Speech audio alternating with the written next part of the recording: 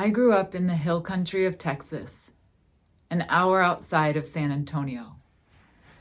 My parents were young hippies who drank beer, smoked pot, played Risk, and listened to ZZ Top. I'm pretty sure I was an unplanned addition to their life, but I quickly became Daddy's little girl. He was tall and I was small, which always made me feel safe. He was the life of the party and he made everybody laugh. But sometimes he would say, "Little girls should be seen and not heard." I didn't know what those words meant, but coming from him, I took it as truth. It was a long, long time before I realized how much those 8 little words shaped almost every decision in my life. I would hide in trees in the woods, waiting for the deer to walk by. During parties, I would sit under tables and just listen to what the grown-ups were saying so that I wouldn't be heard. My secret wish was to have a sister, someone to play with, someone to dream with, someone who would give me the cliff notes to life. When I was 11 years old, I came home from school and found my mom home early from work.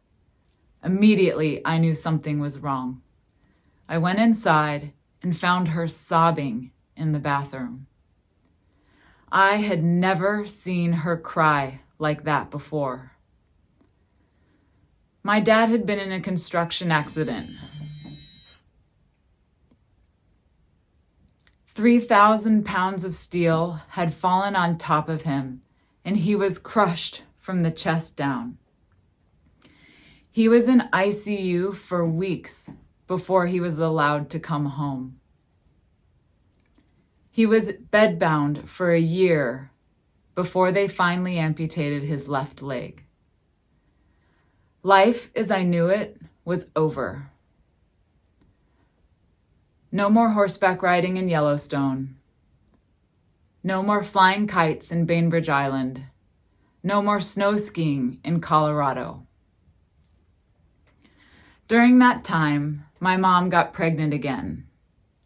Yes, with my dad, but unfortunately, she had a boy.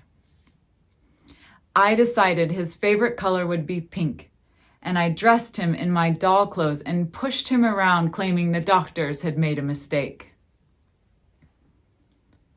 I went from being an awkward middle schooler with braces and glasses to a caretaker and a built-in babysitter.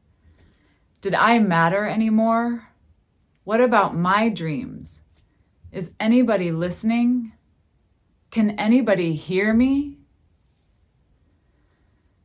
Loud music was still a thing at our house, so I would lock myself in my room and turn it all the way up and sing at the top of my lungs so no one could see or hear me.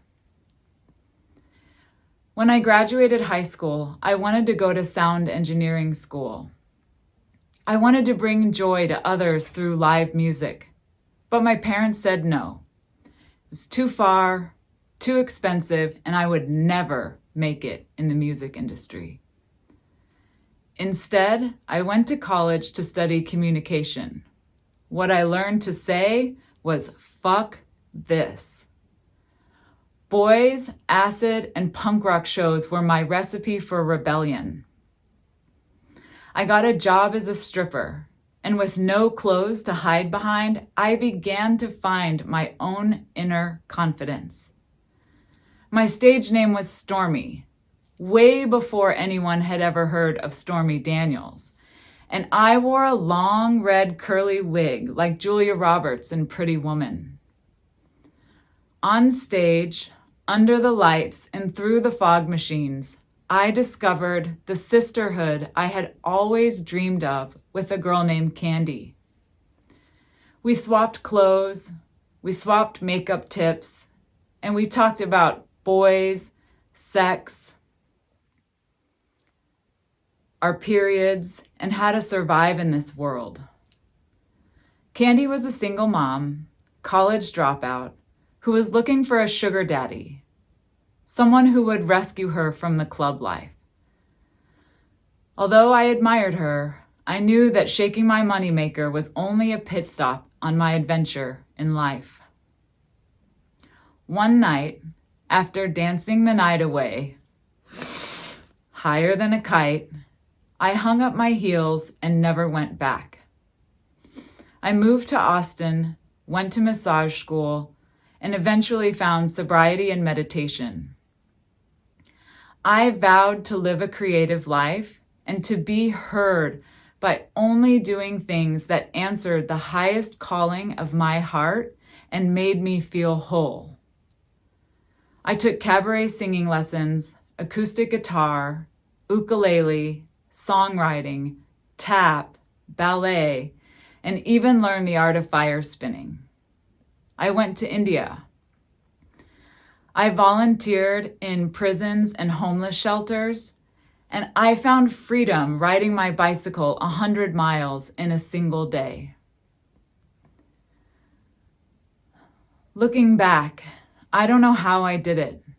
For 2 decades, I rode my bike seeing clients in doctor's offices and massage spas, and I eventually put myself through an expressive arts therapy training program. I was done being the silent healer and ready to find my voice.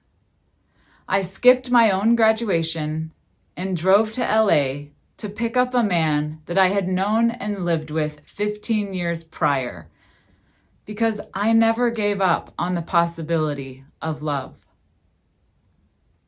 I retired from my massage career and instantly found a home in the music industry with him.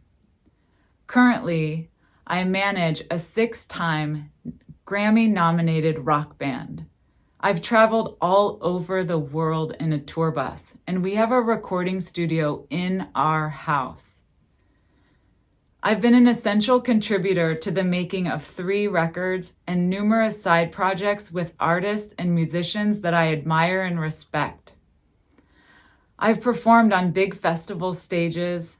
I've done backup vocals in the studio, cut samples, recorded sound effects, and even recorded a cover of my mom's favorite song. I am becoming the artist I've always wanted to be. I'm reclaiming the freedom I lost as a child. I am the front woman of my life, and I'm broadcasting a message of hope, equality, dignity, and compassion, and I am just getting started. I'm getting braver. I'm getting stronger. I'm getting louder. I have a circle of women around me who love and support me and hold my feet to the fire and keep me honest. I will never again be the girl who is seen and not heard. I can't. It doesn't fit anymore. And I just fucking won't.